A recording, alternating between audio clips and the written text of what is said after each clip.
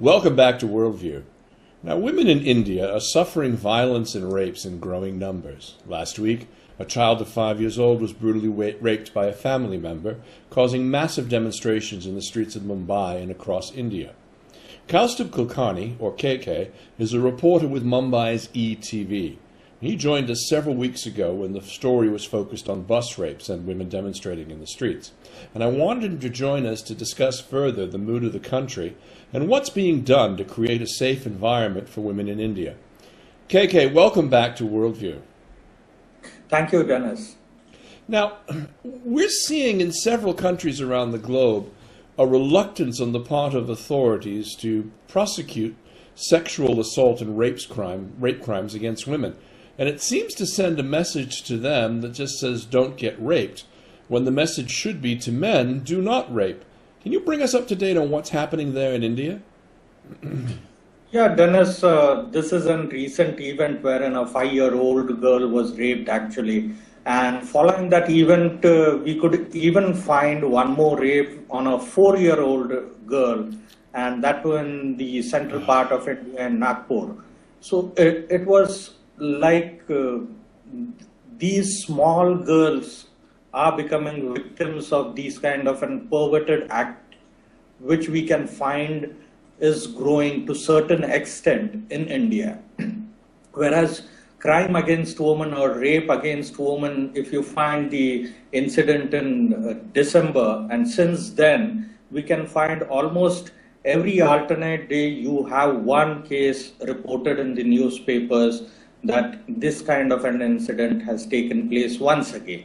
Oh. So it's there happening everywhere, but we need to look into all these incidents and come out with certain kind of solutions rather than just speaking about these incidents. And so that is necessary thing that I feel so. So, I mean, it just continues to happen. And of course, if you're seeing one or so a day, there's that many more that are not being reported. Is this a cultural issue, or is this, I mean, what is the government saying regarding this? This we can't call it as a cultural issue. If we separate the two incidents, the incident that took place in December and these two incidents which took place just one day after another. So if we separate them, we can see that the recent incident is just pervertness, whereas the earlier incident, it was actually wherein you have a kind of an lust which is governing your brains and governing your heart, and because of that this kind of an incident is taking place. So you need to first separate these two incidents and then look upon it. It has always been a taboo to talk sex within the family, and that has been culturally there in India, and hence we can find that it is always that a male child looks at sex in a different way, whereas a female looks at it in a holistic way. So that kind of a situation you can see in India. Now, this obviously is not doing relationships with the media or the image of India any good. How are these stories affecting both business and tourism there in the country? Are people reluctant to visit because of this continuing incidents? These continuing incidents? No, you can't find a drop in tourist activity, or you can't find a drop in people visiting India for various other business purposes or so. Because if you see world over, these kind of incidents are happening, they are taking place. Only the thing is recently that with a vibrant media in India, these incidents are being reported day in and day out. And hence you can find that, yes, have the number of cases grown? It's not so. They are there. Still, many cases are not reported as such. Even some of the rape cases within marriages. Actually, if the woman who's married to a man and if she denies to have physical relations, and if the man presses and he has a physical relation with her, it amounts to rape. Yeah. Because she was not ready for it, and he insisted, and he actually persuaded her to go into the act. So and is it treated that way by the authorities? I mean, are cases brought as a result of inside of a marriage? These kind of cases are coming up nowadays with the awareness that is growing. These kind of cases are coming up, but actually they are not treated as a rape in that way. If you see, according to the law, it is not a rape, but yes, they are finding out solutions as to how we can treat these things as rapes and then later on act on it.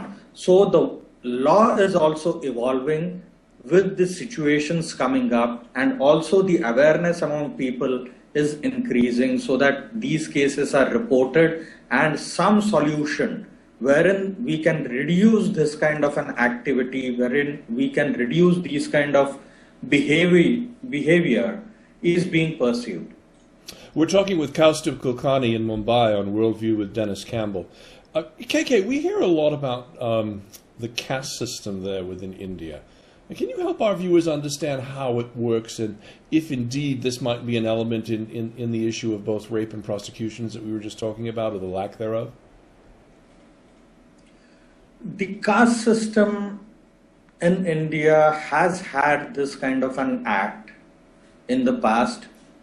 Even today, we can find some of the people of the upper caste trying to molest the lower caste.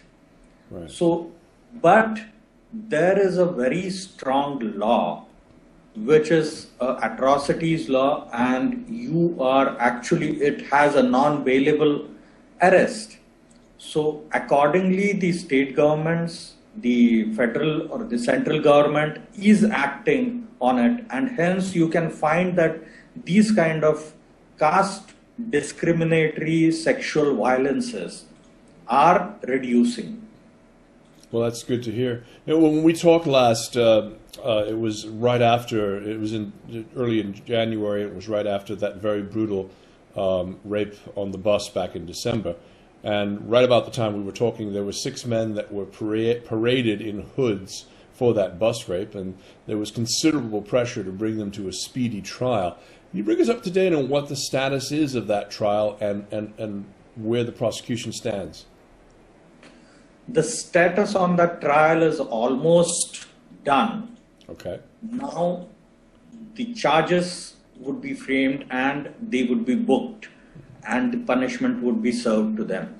So it has gone really very speedily. The law enforcement agencies have acted upon it, and they are going ahead with it. So has the government, because the government had to frame a new law. The government framed the new law very quickly within a span of 1 month. But unfortunately, the former Supreme Court judge who actually framed that law, or who was heading the committee, he just died a couple of days back. So has that slowed the law down, or what under what charges, or will they the trial actually happen under the old system or the new system? Under the new system. It will, even though the act was committed before the law was enacted. Yes. Wow, that's amazing. Well, it's a truly shocking story, and KK, I want to thank you for helping us to understand a little bit better the situation. We've been speaking with Kaustabh Kulkarnie of Mumbai's ETV News, and I want to thank you for being with us. Now, coming up next, Michael Moss, the New York Times food industry columnist and best-selling author of the book Sugar, Salt, Fat, joins us to discuss how and why the food companies have been addicting us to an obesity pathway. You're watching Worldview with Dennis Campbell. Stay right here.